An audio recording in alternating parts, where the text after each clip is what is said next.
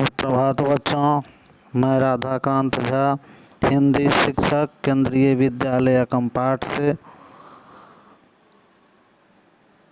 आप सभी को इस वीडियो में स्वागत करता हूं। कक्षा 9वीं के व्याकरण का एक पाठ है समास, जिसके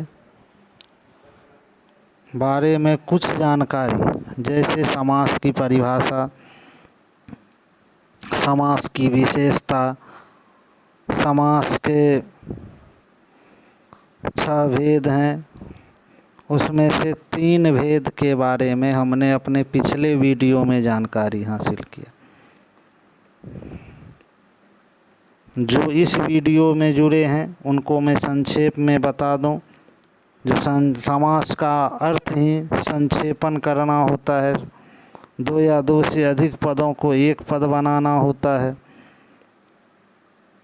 इसकी विशेषता है जो 2 पद मिलके एक पद बन जाते हैं, उसके बीच के विभक्ति चिन्हों का लोप हो जाता है।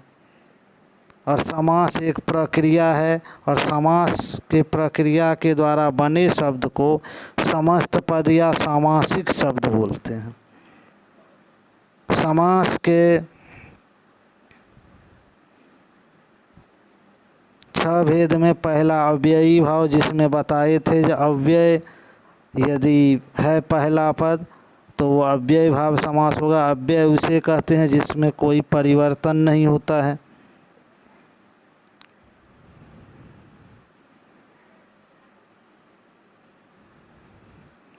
दूसरा है द्वंद्व समास, जिसमें बताए जो दोनों पद प्रधान हो, जैसे माता पिता, भाई बहन, भात दाल, दिन रात, सुबह शाम। यह हो गया आपको द्वंद्व समास। उसके बाद देखें तत्पुरुष समास, जिसमें वाद वाला पद प्रधान होता है और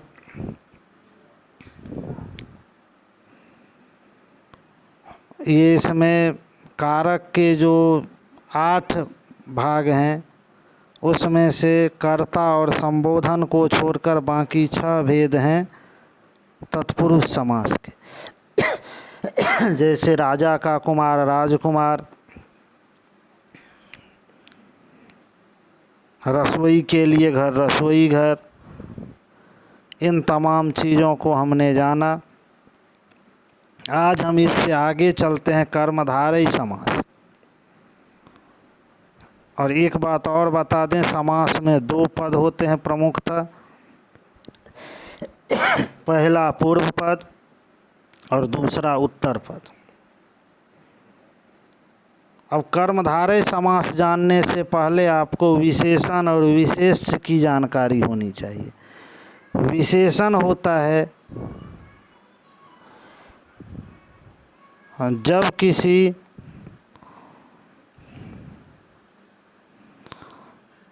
विशेषण क्या होता है, जो किसी संज्ञा या सर्वनाम की विशेषता बताता है। ऐसा शब्द जो संज्ञा या सर्वनाम की विशेषता को बताता है उसे विशेषण बोलते हैं, और जिसकी विशेषता बताई जाती है उसे विशेष्य बोलते हैं।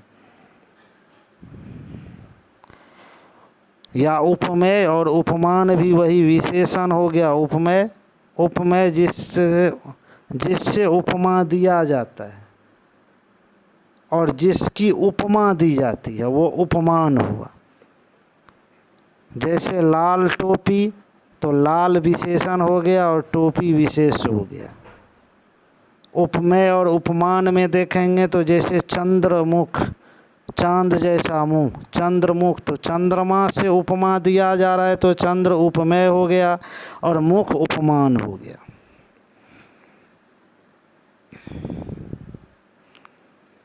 तो ऐसा समास जिसमें एक पद विशेषण हो और दूसरा पद विशेष्य हो, या एक पद उपमेय हो दूसरा पद उपमान हो, यानी कि विशेषण वाली बात यदि दिख जाए एक पद में तो उसको समझ लेंगे जी ये कर्मधारय समास है। जैसे नील कमल, नीला है जो कमल, घन श्याम, घन के समान श्याम, चंद्रमुख, चांद जैसा मुंह, चांद के समान मुख।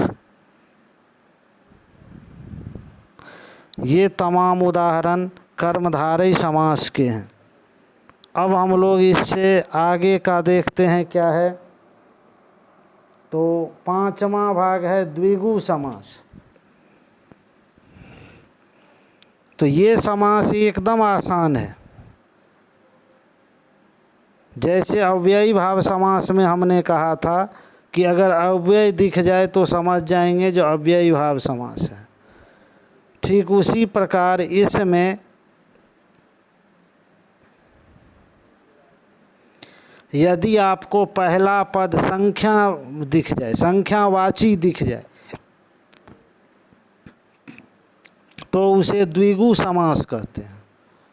जैसे नवरत्न, नौ रत्नों का समूह, नौ मीन्स नौ, नवरात्रि, त्रिलोक, तीन लोकों का समूह,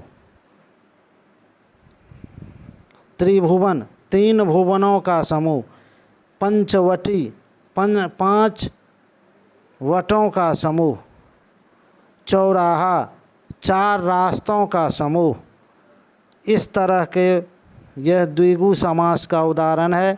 इस द्विगु समास में क्या देखना है, जो पहला पद संख्यावाची होना चाहिए, बस और कुछ नहीं। संख्यावाची दिख गया वो द्विगु समास होगा। क्या होगा? द्विगु समास। अब हम लोग लास्ट चलते हैं बहुव्रीहि।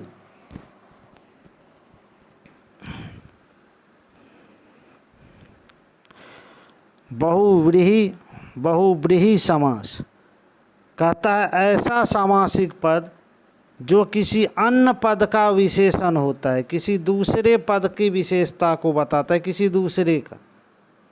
इसमें से दोनों पद कोई प्रधान नहीं होता है, दोनों में से दोनों के विग्रह से अन्य अर्थ निकलता है। यानी कि ऐसा सामासिक शब्द, सामासिक पद जिससे जो किसी अन्य पद का वो विशेषता बताता है।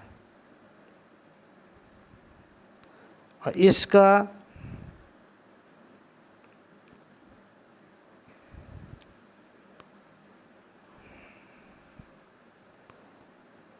इसका उदाहरण है जैसे नीलकंठ, नीला है कंठ जिसका, अर्थात शिव जी, या मोर को भी नीलकंठ कहा जाता है। निशाचर, निशा में विचरण करने वाला, राक्षस, रात में तो कोई चल सकता है मगर उस राक्षस का पर्यायवाची है। जैसे बोलते हैं 10 मुख, तो 10 मुख किसी का हो सकता है मगर 10 मुख रावण का पर्यायवाची शब्द है। पंचानन, महादेव का पर्यायवाची शब्द है। गजानन, गणेश जी का पर्यायवाची है। गिरिधर, गिरी को, पहाड़ को धारण करता है जो, अर्थात श्री कृष्ण। इस तरह से जैसे पीतांबर, पीला है जो वस्त्र, अर्थात यह एक विशेष वस्त्र की पहचान है।